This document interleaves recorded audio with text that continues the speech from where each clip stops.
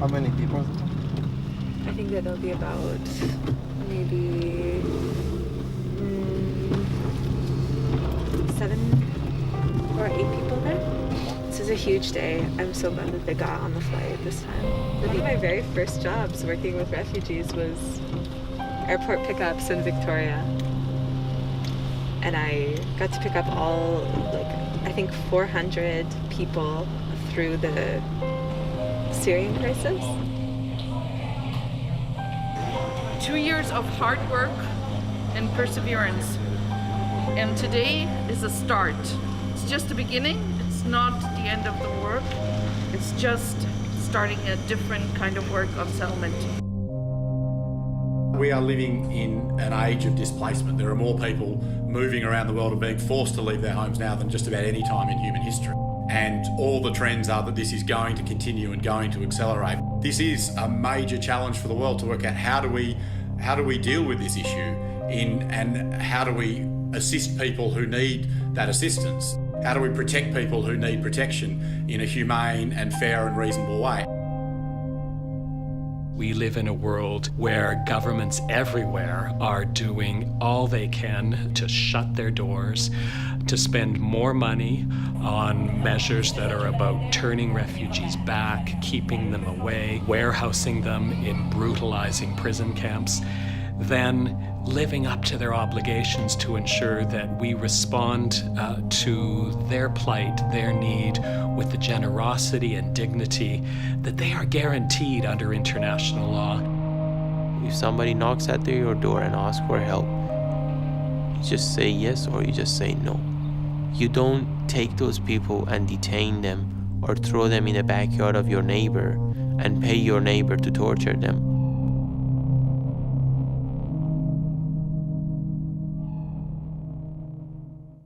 Freedom to me is never absolute. Freedom is a pursuit. It's a daily pursuit, something to treasure, something to seek, to protect, always. Freedom is a feeling, is a sense, the absence of fear, the absence of any shackles, the sense that the present and the future are open to you, and that you can draw what you want from your life. Being able to choose what you want to do matters. And I think people realized that more when COVID came, because we had to go through lots of restrictions and we're not allowed to visit people, we're not allowed to dance, we're not allowed to have fun with friends and family. So I think people understood freedom better. Freedom, when it really boils down to it, is a freedom to make choices about your own life. And that's taken away from a lot of people, both at the initial end when they're being persecuted and forced to flee, but also when they end up in a situation like the one Australia places them in, of this indefinite, dangerous and damaging detention. It's not just being deprived of liberty. It's not just being held in correctional facilities, sometimes double bunking with criminal populations. It's not just being handcuffed and shackled and humiliated, subject to solitary confinement, denied an opportunity to visit with family, with loved ones, with lawyers, with anybody who has the capacity to help. It's also that you're suspended in this kind of liminal zone where you don't know what it is that you need to do to get out, or when it is that you will get out, if ever. And that really wreaks havoc on the mind. Even though I am just walking freely, I am going through very difficult times. And I would say it's partly because of that experience. Freedom means different things for people. But yes, compared to 5 years ago, it's a very different thing. This actually happened, I think, like almost 3 years after that I was on Manus Island. I was in detention.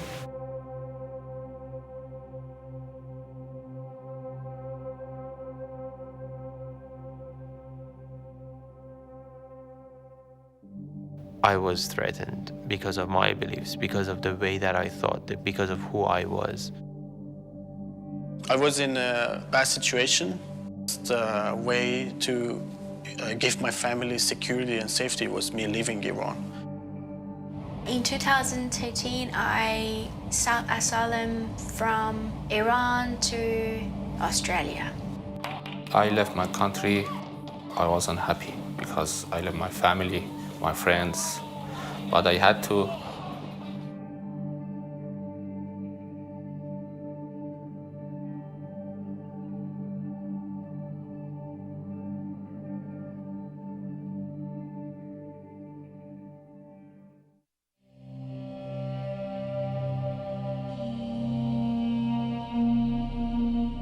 I had to travel to Indonesia first and wait there until the smuggler tells me what time, what date I should get on a boat to go to Australia.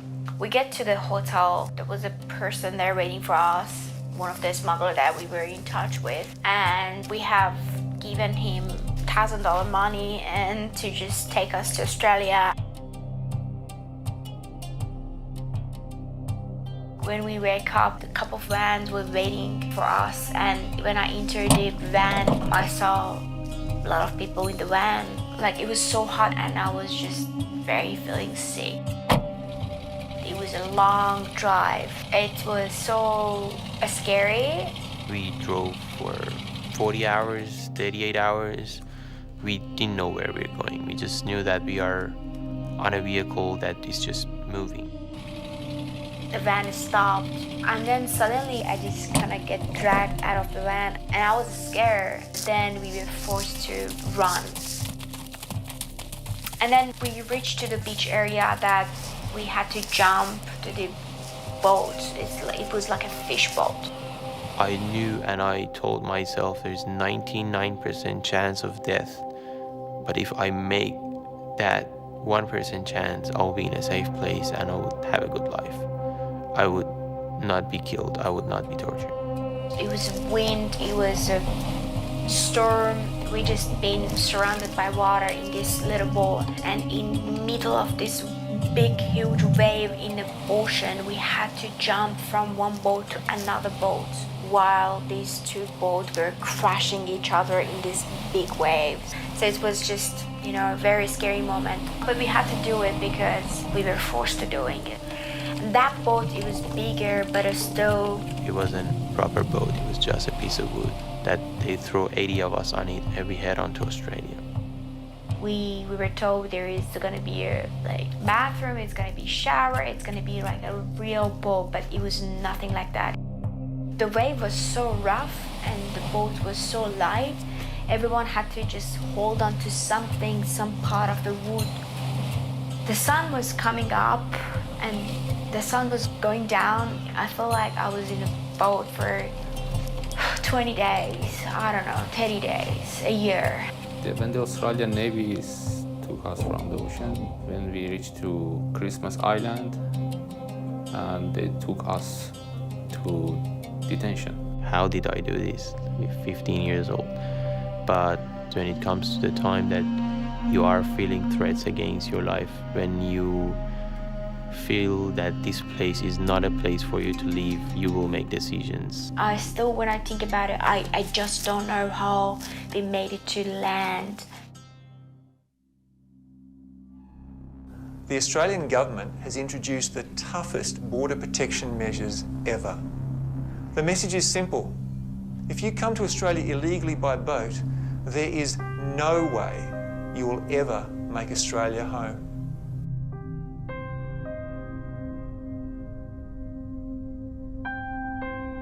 It was 5 days after Australian government created the policy against refugees, against the asylum seekers who were entering Australia by boats.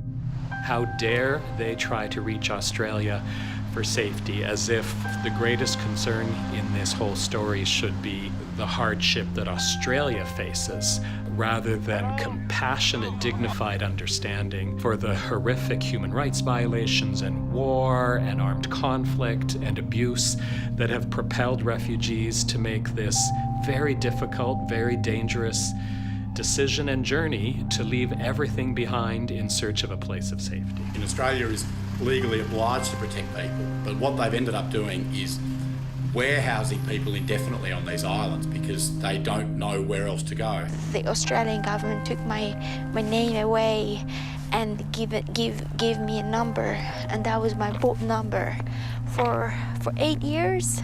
And my number was RU415. From the first moment that I arrived, they just handed me a number, E39. Christmas Island is one of the places where Australia used to keep illegal refugees, illegal asylum seekers. Like, the illegal means that not entering Australia with airplane. So it was called a refugee camp, but it was a prison. So many people there, thousands of people there. And after a couple of weeks, the authorities came to us and they said we are not allowed to stay in Australia anymore.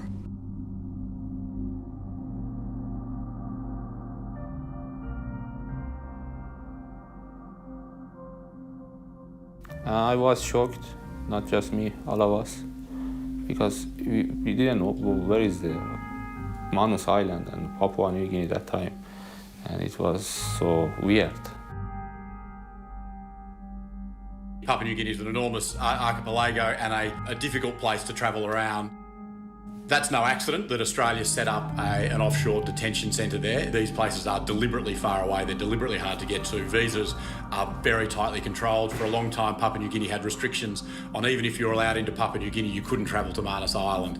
They took us to airport and some of us, they tied up our hands and 2 officers for each one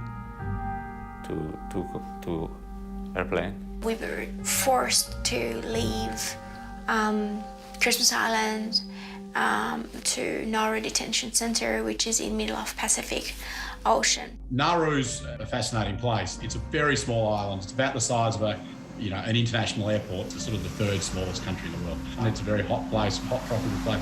So it's quite a difficult environment. I was only 18 years old, and I was my first single adult woman, along with my sister, arriving Nauru Island. The facility was nothing. We did not have anything. It was like nothing there. A tent dorm in a 35 to 40 degree heat in tropic, which is average 85 to 95% humidity, overcrowded with 50 other people. You are sleeping on a double bunk. That is all you have there. I was confused, so upset, because I never seen like this in my life. No doctor, no medication, no nurses, no cold water, nothing, no life. Like, imagine you are spending sometimes 20 hours to 22 hours of your day in that dorm. The sun heat, the brightness, and the heat and the humidity will not allow you to leave that dorm. The processing time that they mentioned, it was so slow. And we were thinking maybe 6 months or less than 6 months is gonna finish and we live here, but it wasn't like that. We've been there many years. When you do crime and you end up in prison, like for example, you're sentenced for 2 or 3 years, you know the ending of the prison time. The prison I lived in didn't have any ending. I was stuck in time. I woke up in the morning, hot, tortured, went to breakfast. The breakfast was shit. And I went back to my room, to my bed, and waited for lunch. But I didn't like to stay in the line in the lunch time because it was so hot. So I didn't go to lunch, and I instead waited for dinner. And the dinner was usually crap. we didn't have internet, we did not have phone, we could not communicate with anyone. We just being thrown out in an island, small island, with nothing, just a hot tent.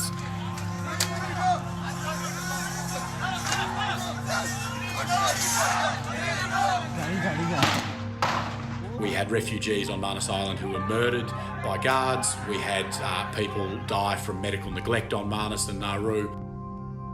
We had a spate of suicides. We had people self-immolating in protest.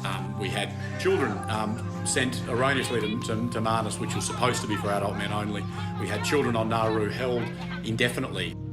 Australia should not be let off the hook simply because they've designed this cruel scheme of human rights violations that somehow they then get excused from having to live up to those responsibilities. So it's very important that other means of ensuring that resettlement to places of safety, like Canada, needs to be on offer.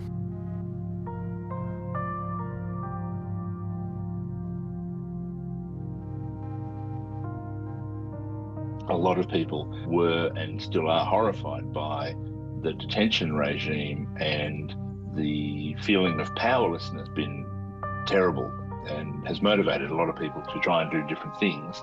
And this just seemed to be a way that I could do something that might be more immediate and support one person directly. I would start writing letters to the politicians all around the world. Then it wasn't working because people didn't know what's happening in Papua New Guinea on Manus Island.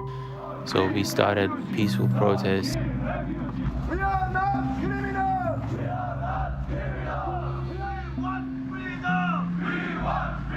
We started hunger strikes. We started just sitting in front of the gates for hours and hours under the sun heat, just not doing what they want. There are so many dimensions to the crisis in Manus and Nauru that are wrenchingly horrific and should cause all of us deep despair and anguish. Hey man, run! The last hunger strike that we had, I stopped drinking water for the last 5 days. We just wanted to just lay down there and die there. The Australian politicians were using us for their own political agenda. That having come so far, having made such an incredible journey in search of safety, they nonetheless feel that the only option open to them now is to end their life. That speaks so much to why this has to be closed down.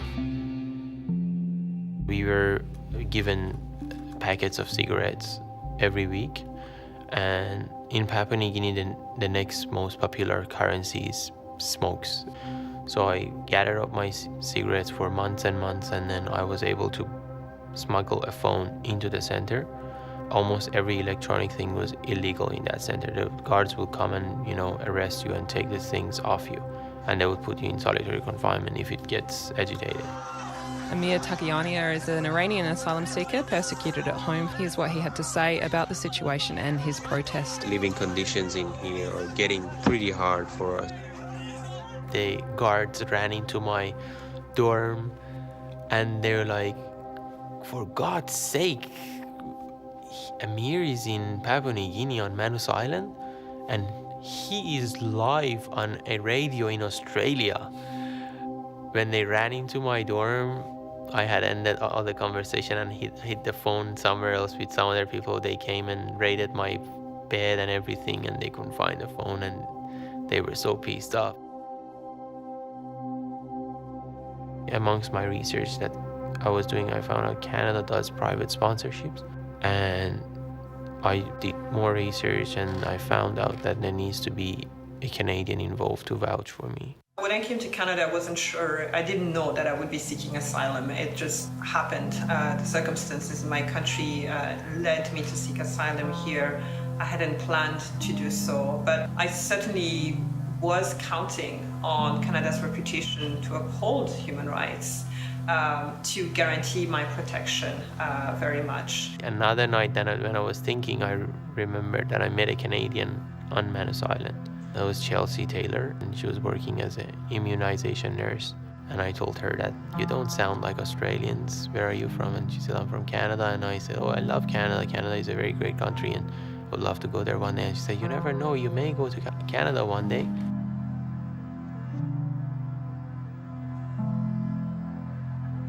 For few weeks even after I arrived, I couldn't believe that I am in Canada. Sometimes, even now, I just don't know where am I.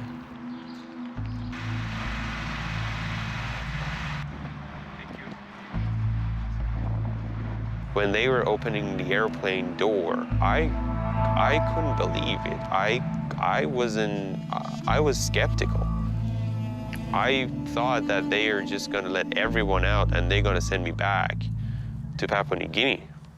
They're not gonna accept my papers. I was paranoid. I was beyond damaged in my brain.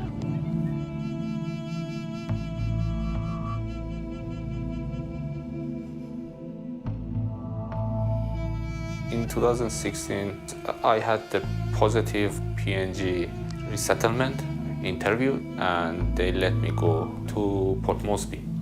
It's better than detention, but we haven't had anything. We couldn't go to job, and no visa, no nothing, no identity. Yeah, just left us there. They gave us some money and the one house, but it was in so dangerous place. You know, because the Port Moresby is one of the dangerous cities in the world.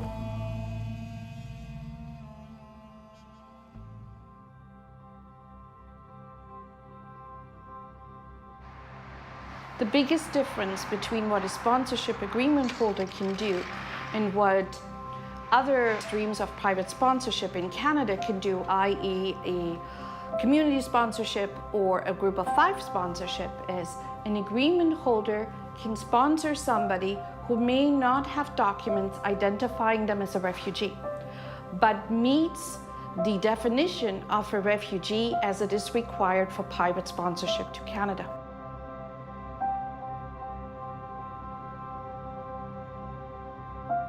We're only given so many spaces per year by the Canadian government. I received one email from the Mosaic in 2019, and they said, yes, we can help you. And after a couple of months, they said, okay, you can go for interview with Canada Immigration.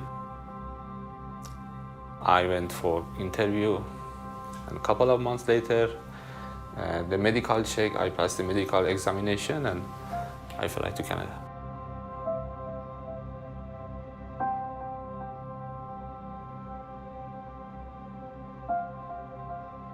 Sean's just finishing up the little trip. To honestly set up an entire house, do a renovation, set up an entire household was really quite a feat. And then the other room we keep as a common area. It was quite incredible. It was a lot of work. But now watching the guys live in this space, it's so awesome. It's just, it feels like a home. Refugee claimants often arrive with no community, no social network, no money, no housing, and they typically stay at least a couple of weeks in a low barrier shelter when they first arrive here. So a privately sponsored refugee is arriving, they have housing lined up for them, they have a social network, they have a welcome at the airport. This extreme generosity of so many individuals across this country to welcome refugees from around the world and do this with this selflessness and this love and this commitment to doing better, it's wonderful. And the private sponsorship program is one of several programs that has been modeled around the world because Canada does this so effectively. And that is something to be celebrated and to be praised. I was so excited and a little bit nervous because after 9 years, I'm gonna go to another country, but completely different countries. Then we arrived to Vancouver after doing the paperwork, and that time I saw some people they're waiting for us. Really, it was the most amazing time for me.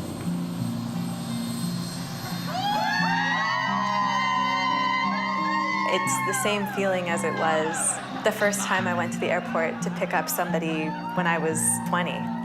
It's this feeling of opportunity and what's going to happen next.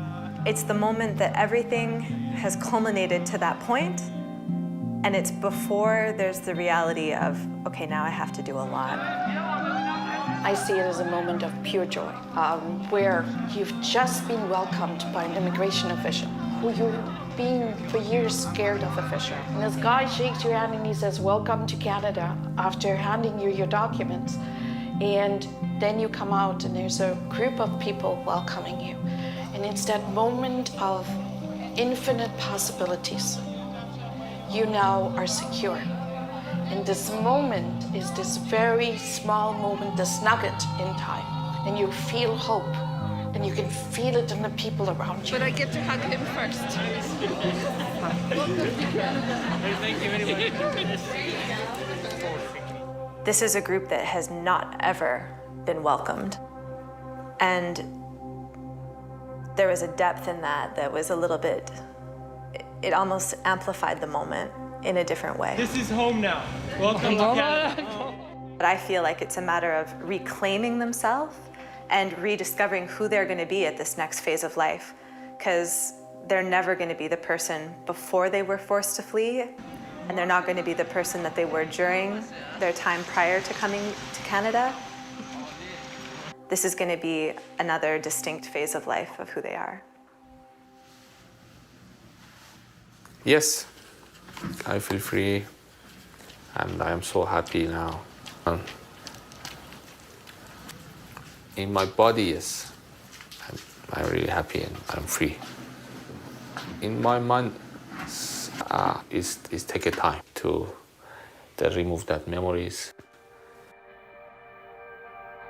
When I ended up in detention center in Nauru, I was writing my story like every day because I was scared and I was not sure if I'm gonna stuck here, if I'm gonna die here, if I'm gonna survive.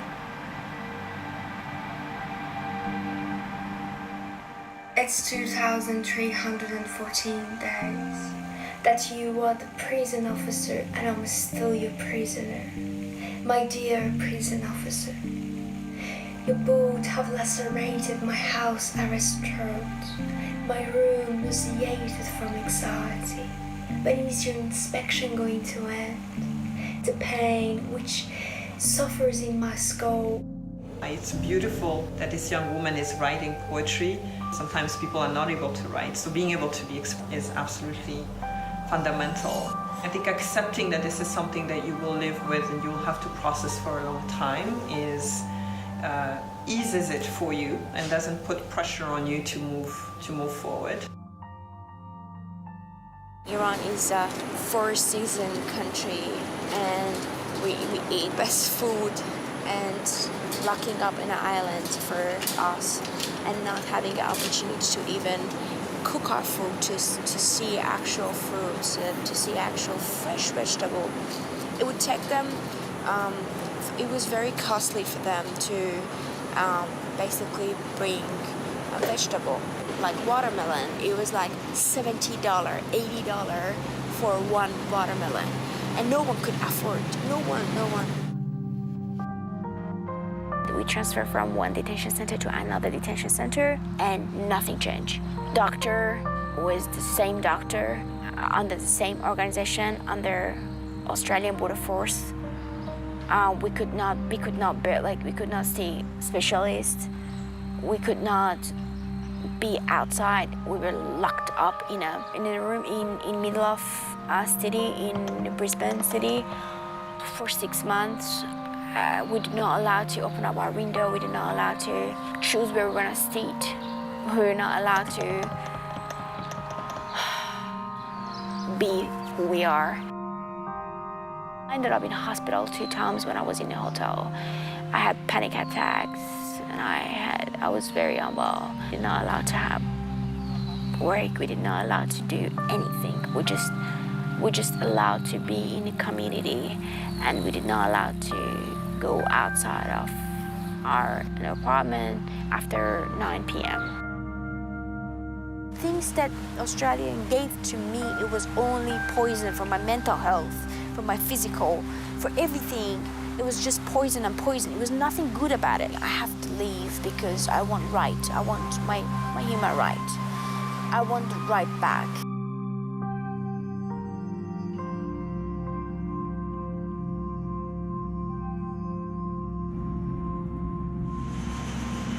When I left Australia, my flight was going over Iran.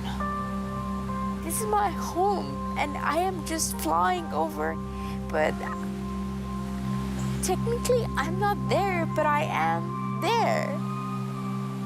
I was just taking photos and I was sending to my family. They are like, oh my gosh, you were just up there, and where are you? I wish like you were here, but you know, if I was there, that could be a big problem, but if I'm in the sky, that's not a problem. I mean, what a cruel world. What a cruel world we are living in. When I left Australia, the whole system, it was a detention center. When I left, everything changed. The paper, the identity, the card, the right changed. As soon as my flight took off from Australia, Brisbane, my name changed. And I changed. I was no longer an asylum seeker. I was no longer a number. I was no longer a thing. And I reunited with my sister in Virginia. It was such a happy moment for us. And we were thinking like actually being able to contribute in a community, in a country, and some people would give us a credit, you know, allow us to work, allow us to just be as normal.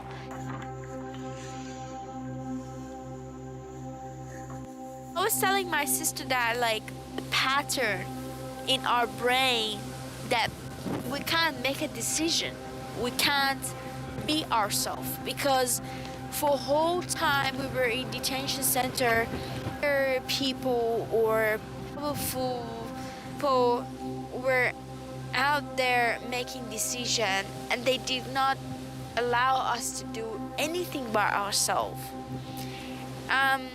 And that makes us not just mentally unwell, it's just make us to lose the normal pattern in our life. The freedom here is healthy for me, I believe. But it would be so great if we could have more support in the first few years. And we don't have that. We really don't. It's been a year. I'm just trying to do my best every day.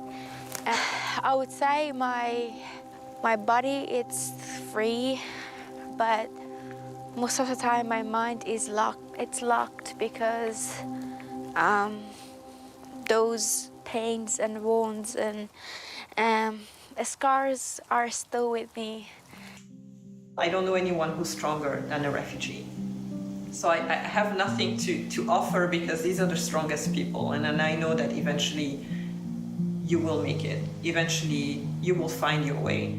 Some people ask me where I see myself in next 5 years, next few years. I don't know. I am like a bird. I'm like a bird that came out of the cage, and still I'm going around and around and around. But I am sure that I want to study. I want to study, and I want to educate myself. Manus Island changed my life quite a bit. Every single person who lived on that island had their own personal experience. My experience was full of mental health problems, suicidal thoughts. My experience was because of sexual harassment. I'd rather to be locked in. I'd rather to not to go out. When I drew cartoons in Manus Island, I didn't have the idea of publishing them or becoming a political cartoonist. I basically wanted to draw my daily life. Ali did fantastic work with documenting life in the camps in Manus Island. And he did that without knowing where this work would end up. He did it without knowing if somebody would ever see it. I had to steal paper and pencil from the workers there, from the soldiers and the authorities. When I stole the papers from them, that doesn't mean I had a full blank paper. I had like a paper of documents, and there was a small space blank underneath the documents that I could draw and keep it for myself. I had to put as much daily life experience I had in the detention center in one page. So that's why most of my drawings are full of information.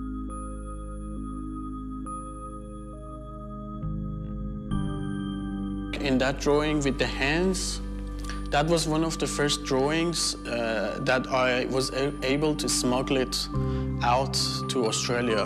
And so you see, like, I learned how to steal papers there. So I became a robber in detention center, and I also became a smuggler, smuggling art to Australia.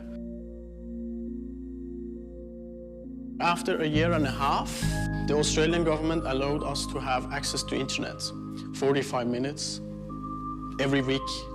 And this 45 minutes after a year and a half was like a world to me. It used to take so much time for me just to type a text and send it out.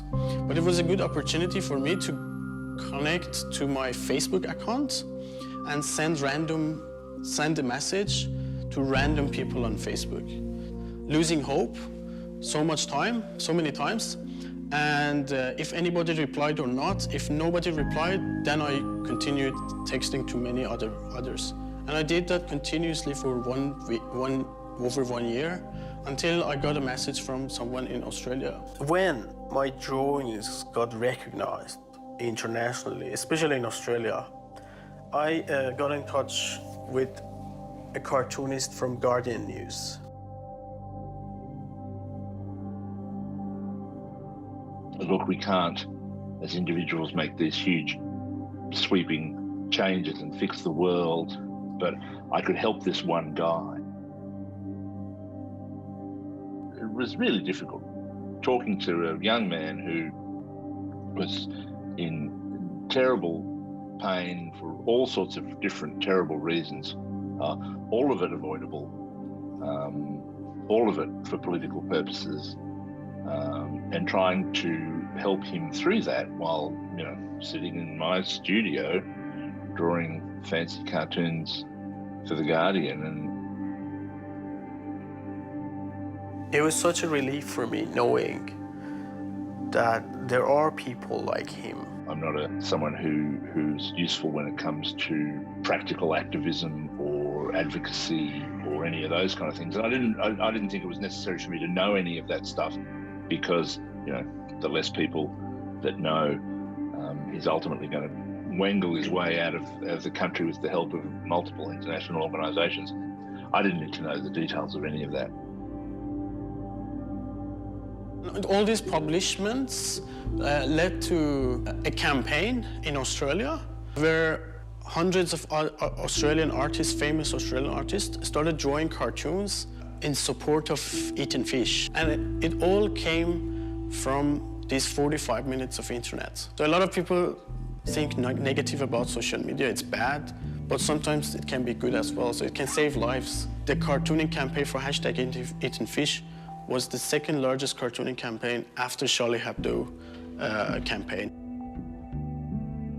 This campaign came to a situation in 2017 where I was on a hunger strike, and I suddenly got a text from someone in Norway.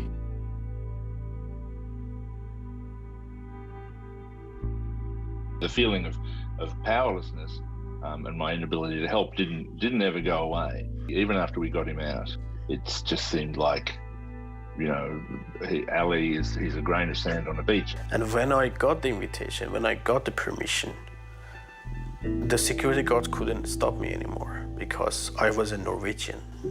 I was like a Norwegian resident. And I packed my stuff. I went to the airport, nobody stopped me. And I flew to Norway. Even then, I wasn't really sure if they would make it because I knew that there could be complications on the way. I went through like 24 hours flight, and I was so tired. It was so cold. I was very pale and sick. Ali looked almost like a ghost.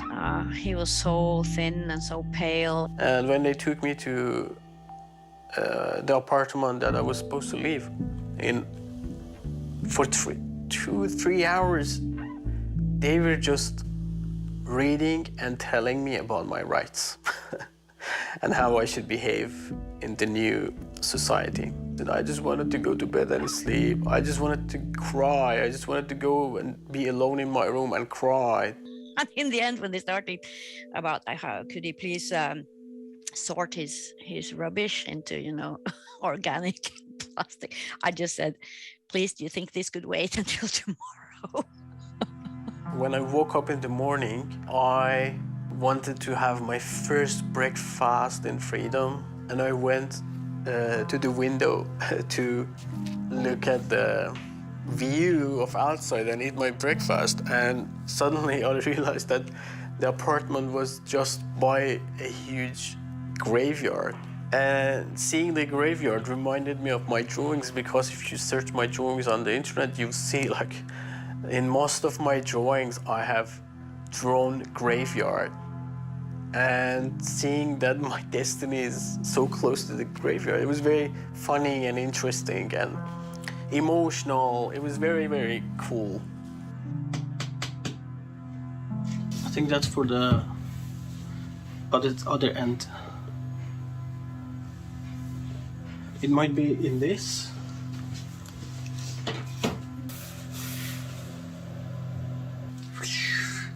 My first ever double bed.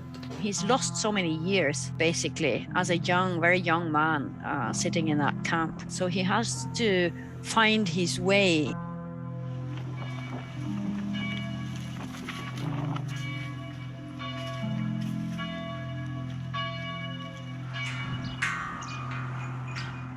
You know, it was very weird when I came to Stavanger. I was very scared at first because I was afraid that maybe Australian government lied to me and they are actually sending me in exile in another country in North Pole. I lived with 400 to 500 people every day for 5 years, you know. Being alone, it was a bit depressing. The freedom I got was not healthy. It didn't make me feel good. It didn't take my illness away. It was it was an unhealthy freedom. It took a year and a half. I can say almost 2 years until I was able to look at the mirror and recognize Ali. Then I realized that yes, I was freed. I believed that I was free. I had my own life. I could choose whatever I want. He owns his own story, and he has always done that. And that it's so remarkable. He is never a victim. He is Ali Dorani. He is eaten fish, and he tells his story. And I have seen that it brings him down, of course, all the stuff that he's been through. He speaks a lot to teenagers here, and he's able to talk about his story, which is totally heartbreaking, but in a way that engages both emotionally but also in other ways. So I see it's remarkable.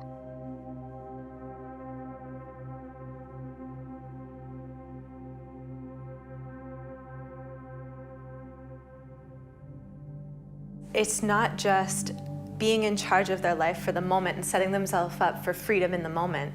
How do you set yourself up for freedom in the future? It's not an instant thing. When we talk about that moment of the airport, when it's full of infinite possibilities, after a few weeks, you realize settling in a new country is hard work. I forget about how life can be good. I need a teacher to teach me what is the life about, and how can you just enjoy just being a present. The fact that I can wake up and I can choose the pathway I am just walking today, or choose what I want to eat every day. It's just beautiful. How does it feel in North Pole if it feels this cold here?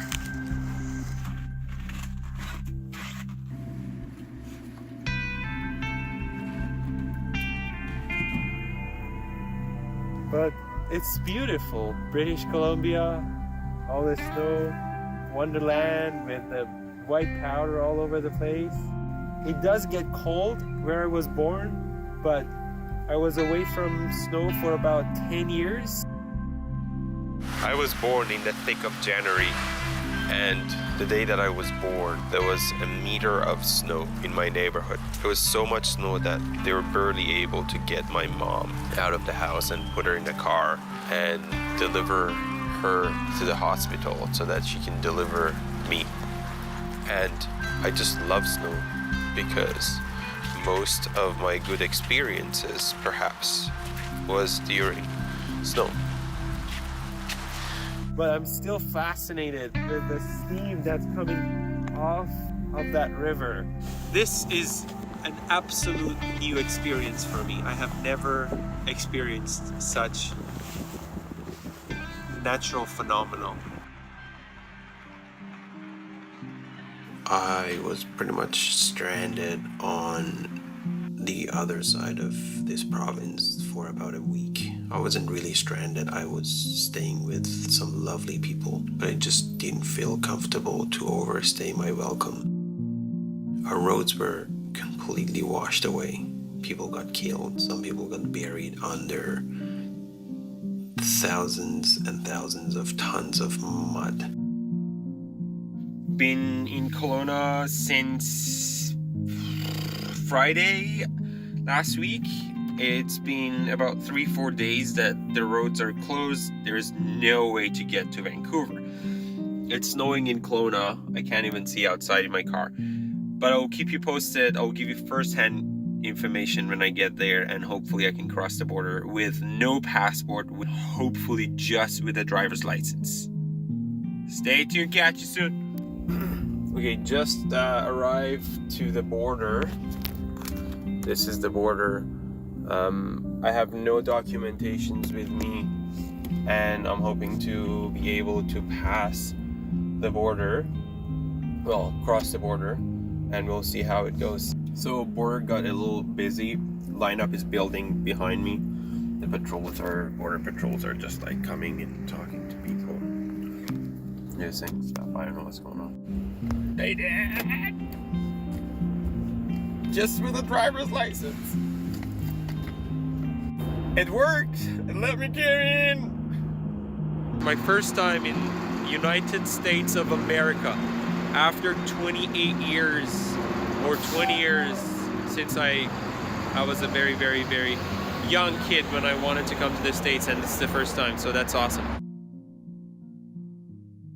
Hello, today is 25th of December, and it's a Christmas dinner here in Norway, and this is the food that I was talking about is called lutefisk, and it's kind of like rotten fish. It's not totally rotten, but it's like rotten fish. And then we drink this one shot.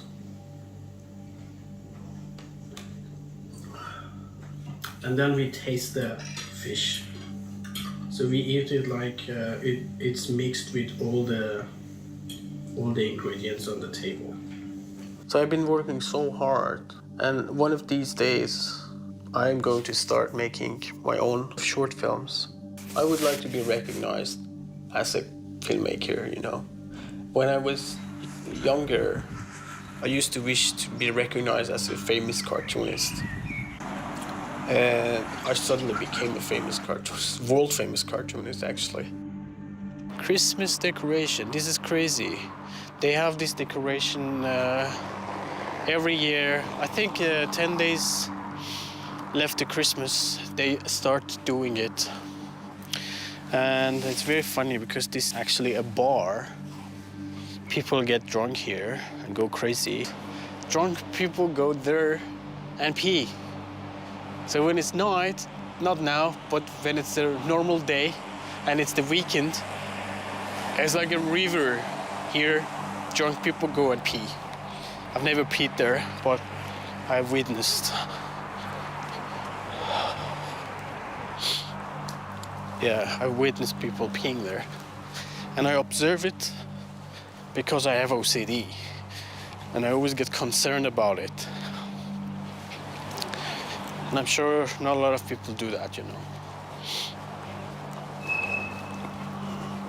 I have actually peed once. Not there, but by the lake. It was midnight and I didn't have any other options. So on the one hand, Canada's implemented many policies that are incredibly progressive and meaningful and have extended protection to countless of refugees around the world. But on the other hand, Canada operates in these ways rather surreptitiously and quietly to prevent refugees from benefiting from rights protection, and does so in ways that are very difficult to understand, very difficult to identify, and that most people don't know about. Immigration detention is a mechanism whereby non-citizens are held either in dedicated immigration holding centers or in correctional facilities, usually jails. There is a startling number of individuals who are detained, close to 9,000 people detained in immigration detention. And I think that's a story that many Canadians and people outside of Canada are just simply not aware of. Migrants are detained indefinitely. There are no time limits on detention, which is one of its most violent, most aggressive characteristics. Canada, again, prides itself on respecting the best interests of the child, of upholding children's rights wherever possible, and yet we have over 100 children and infants being held in detention facilities. That's a shocking number. It would be impossible not to highlight the underpinning of racism across these policies that perpetuates itself through these policies over the years. It makes a very stark and obvious conclusion, and when you have that data in front of you, it's really clear. Most people don't know that immigration detention operates in the way that it does. We don't have to resort to these regressive and horrific policies. We can implement time limits, we can ensure that immigration detainees are not held in correctional facilities, and also very centrally, we need an oversight mechanism to ensure that the Canada Border Services Agency conducts itself in the way that it should. Welcome to Canada. Welcome. To hug a young man who was 26.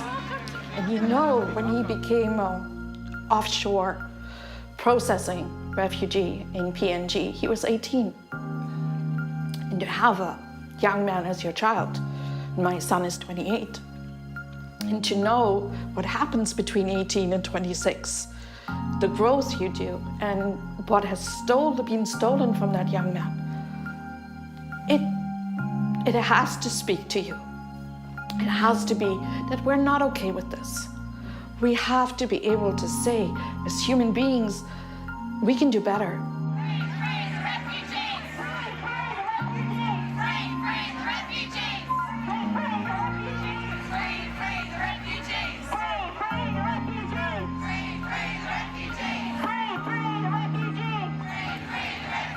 The best estimates are Australia spent $9 billion since reinstating offshore detention in 2012, which is an enormous amount of money. At the moment, Nauru, the offshore processing facility there, has about 100 people on it. It costs about $4 million for every one of those people to be held on Nauru. And this is a country like Canada, built on migration, over successive generations of it that have changed and shaped and improved this country. So it is hugely disappointing that Australia can't debate this in a mature and reasonable, and in the case of asylum seekers and refugees, in a humane way. I just want to have the power in a position that I can help others that they were in my situation. And I really hope that there won't be any refugee in the world. And I really hope that one day there won't be any borders that we should fight for, or there should be any differences between me and you, me and them. I really hope that there is nothing that it can be separate us from each other. Yeah, now it's 4 years. It's like living through the life I had in the detention center was terrible. Even thinking about it is terrible because I lived there for 5 years and the time was passing so slow that I remember every single, I can promise you, I remember every single day, every single week. But here, after 5 years, 4 years here, the time flew. Like, it's 4 years of me not being in prison. I just got this. It's a Canadian passport. I am very sure about this. I am the first person to get an actual citizenship from a country amongst all the people that were detained on these islands. It has been 5 years, probably more than that I have been here in Canada. I believe I have developed so much first world problems that I do not have any focus or any thoughts around Manus Island and what happened. This is a story about human dignity. It should be our primary concern. All of us who care about human dignity, all of us who care about humanity, need to be seized with this issue with as much passion as the person who has endured them, perhaps even more. We need to prevent these things from happening in the first place. And I believe in Canada's ability to do that.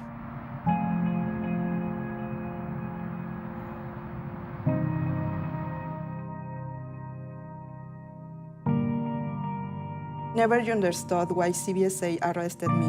I never understood why CBSA incarcerated me in the Alouette Correctional Center for Women in Maple Ridge, a maximum security provincial jail. That's probably the most powerful 45 minutes I've experienced here in council. I'm ashamed as a Canadian that we do this. So we can go to a vote on the amended motion. And that motion does pass with unanimous support.